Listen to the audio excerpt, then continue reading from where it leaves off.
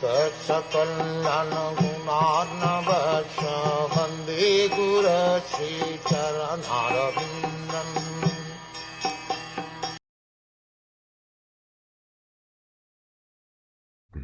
The demigods said, "Let us offer our respectful obeisances unto the transcendental personality of Godhead, who created as his external energy this cosmic manifestation, which is situated in him as the air and clouds are situated in space, and who has now appeared in the form of Nāra Nārāyaṇ Rishi in the house of Dharma.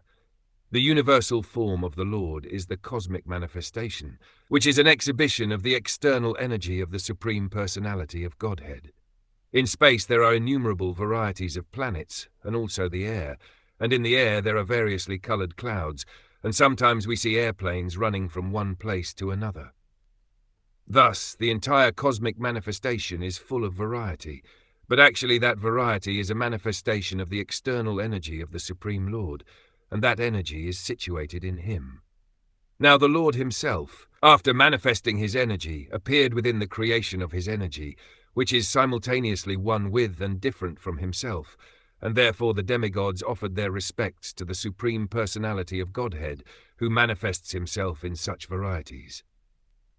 There are some philosophers, called non-dualists, who because of their impersonal conception think that varieties are false.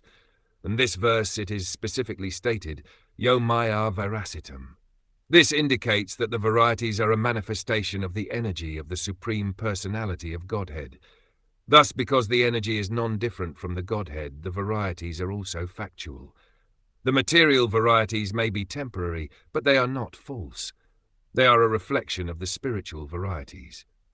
Here the word pratikakshanaya, there are varieties, announces the glories of the Supreme Personality of Godhead, who appeared as Nāra Nārāyaṇ Rishi, and who is the origin of all varieties of material nature.